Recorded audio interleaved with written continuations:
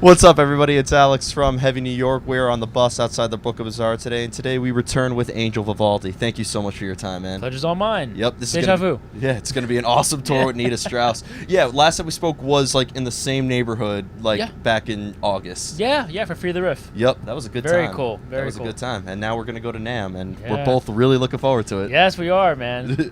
But it's so great to have you here. Is it fair to say that this is kind of like the conclusion of the record cycle of Synapse? I want to see that. Nah, man, it's like definitely the most robust album cycle. I still have probably like another year's worth of content that's kind of supporting that, which is kind of unorthodox for an album cycle, but it has a lot of content. There's a whole documentary series that I still have to do. And the reason why I didn't do that is really because Oli Herbert was in it, and I didn't really. It was just too raw, Yeah. Seeing the footage, I just really couldn't concentrate around it. So I kind of put that on the shelf just to do this tour. When I get back home, that's like the first, my first project is to get that documentary done. Then there's a whole visual streams series that's supporting the Synapse record, and then I think I'm gonna do some overseas touring. Awesome. To support it. And then I can finally close the book, once that's all done. Yeah. You mentioned Ali. I mean, that's such a tragedy. I know he was featured on the new record and stuff like that. Yep. I mean, do you have, any good memories with him? I have all the good memories with Ali. I mean, beyond that, we're very good friends. We're very close. So losing him was really just, it was very unexpected. It was a huge shock. We're doing actually this tour. We're doing tributes to All That Remains. We're doing a few, All That Remains covers? Yeah, just a few with Pepper in there, and Could you tell me which songs? I'm a freak for that band. Yeah, we're doing. I do the solo for "It Dwells in Me," and then we do the intro to "Six." So yeah, but it's kind of peppered in only because aside from being one of my guitar heroes, he was again a very close friend of mine. So, man, I remember he spent the weekend doing that solo for Dopamine. And at my studio, we're working on it, and just the in-betweens, man. Like there wasn't a time where we weren't playing guitar together, or talking about music or life or anything like that. And there was a lot of plan. So I have a management agency as well, and he was one of my artists. So we were working on a solo record with him after this whole All That Remains album cycle died down after the touring and everything. So unfortunately, that'll never see the light of day. But he just had so much planned, and a lot to offer. But unfortunately was cut short, and it's immensely tragic, man. Yeah, it's really, I give those guys so much credit for carrying on with Jason Richardson and all those guys. That's great. And I know that with your record, you also collaborated with Nita Strauss, which fairly appropriate. You're on tour with her right now. What I was curious is, when collaborating with artists such as All That Remains or Nita, they all have their very own signature guitar tone. Did you kind of want them to, did they at all have to adapt to your sound in order to play on the record, or did you just completely want them to bring their own mix? Well, luckily, the whole premise of Synapse was that it's all the songs are very, very, very, very, very, very different from one another. So there was always a section that was very catered to Gus's playing style or Ollie's playing style and Nita's playing style. So Serotonin, Nita play on Serotonin, and the whole energy behind that is a very uplifting. It's the confidence molecule. That's really what Serotonin's all about. So, with her being this very uplifting, positive, motivational, highly energetic, and the song is very playful, and my relationship with her has always been very loving and playful, and we just have the best time, always fucking yak, so there's actually a section where we're literally talking back and forth with her, it's like and then she goes 2 seconds, then I go 2 seconds, so it's literally us having a conversation, but a musical conversation. So no, so I think the songs, just because I genre hop a lot, I was able to pick the right person for each song. Which is awesome. Now, for your guitar work, what I was always curious about with this guitar soloing, this instrumental style, whether it's you or Animals as leaders, intervals, whatever, do you have to hear background music and be like, okay, I got to use this scale and this key and this mode, or is there improvising involved and you kind of make background music to go with the guitar soloing? It's always song first, and then it kind of revolves around a really strong riff. It's always based on improvisation until I find something that kind of hits me here. But I think because I'm a very conceptual writer, the theme of what I'm writing about, if I'm doing a concept record, really dictates the dynamic of how I write. So obviously Adrenaline, I want it to sound like Adrenaline. Serotonin, I want it to sound very playful and upbeat. The adenosine molecule, which is the sleep molecule, I want to sound like a lullaby. I want to sound very serene and calm and very ethereal. So that really dictates the dynamic of the actual song that I'm writing. So.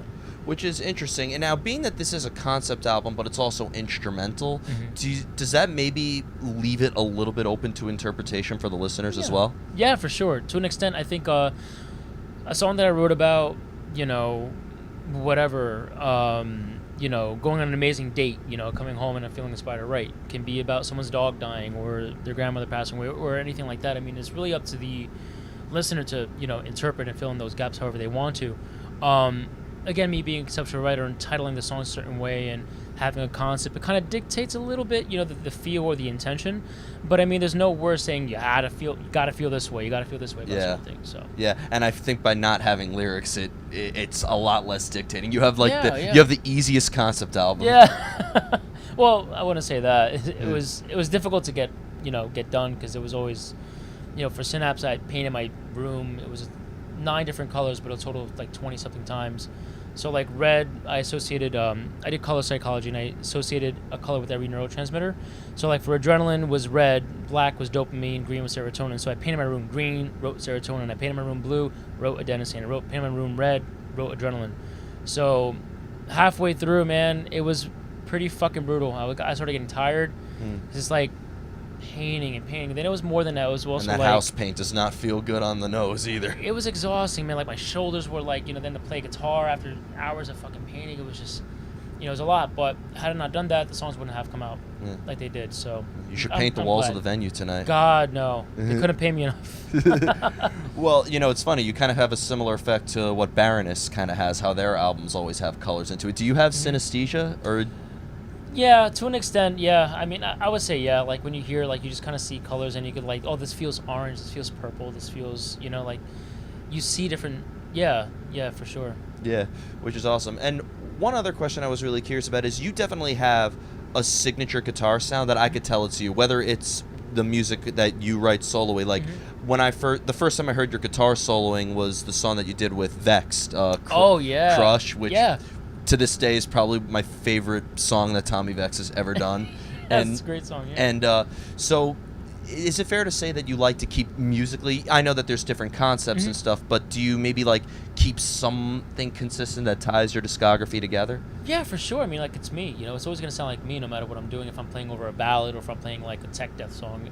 I think that's the most important thing of my guitar playing generation was that it's not a matter of playing the notes, or anything like that. It's a matter of having an identity behind the guitar. When Vi plays a note, it's Vi. When Satriani plays a note, it's Satriani. When Yngwie plays a note, it's Yngwie. And I was having a conversation with Nita in a VIP, was it yesterday, the day before? Like, that was the goal for everyone around my age, whereas it morphs and it changes with every generation. But, yeah, that was incredibly important. I mean, I'm glad that I can hear it, obviously, but I'm biased, like, it's me, so I know what I sound like and I know, what I'm trying to convey. But for other people, yeah, I think it's incredibly important. I mean, that's the one constant.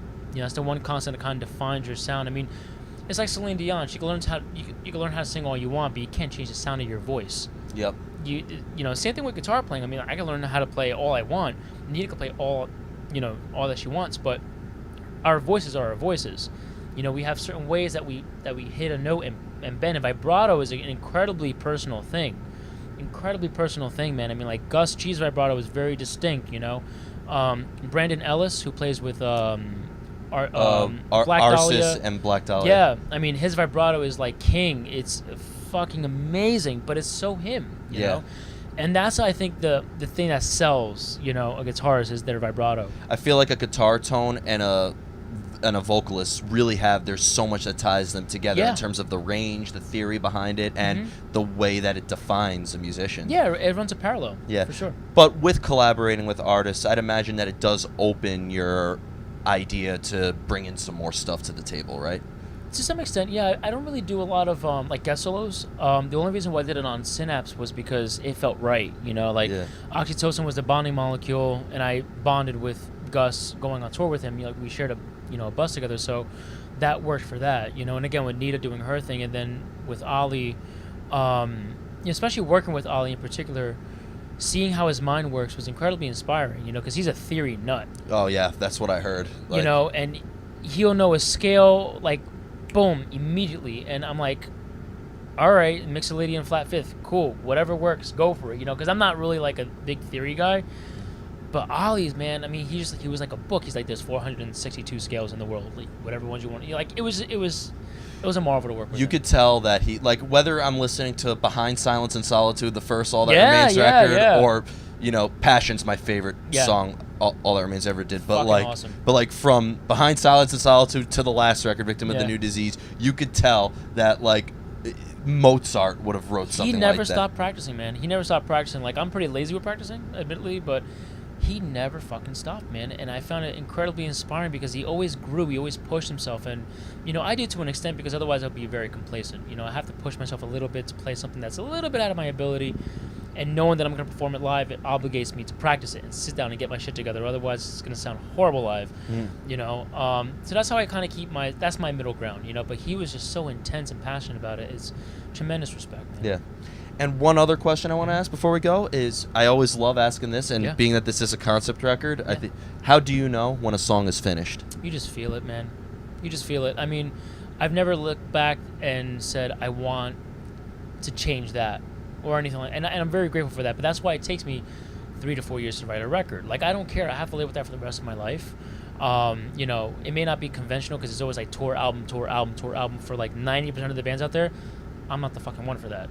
So my middle ground is just like, you know, every note has to have a purpose. I'm not playing a note for the sake of a note. It has to mean something. It has, you know, so I'm very obsessive over every little detail. It has to be fucking perfect. So I'll sit with the record, you know, for a while, and I'll track it, and I listen back, and I'm like, she's good. Yep. She's good. It's like getting a tattoo. It's going to be there for the rest of your life. You have to live with that. It's part of your legacy, and I think that it's especially when you're an artist.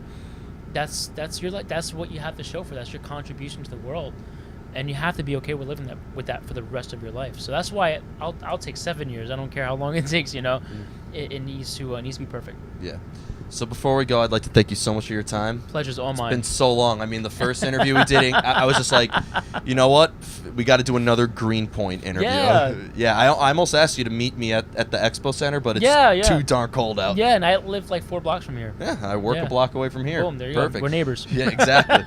So is there just anything else that you would like to promote in terms of tours or that documentary coming out? Or I mean, the documentary is called Bridging the Synapse. It'll be on my YouTube channel probably beginning of 2019.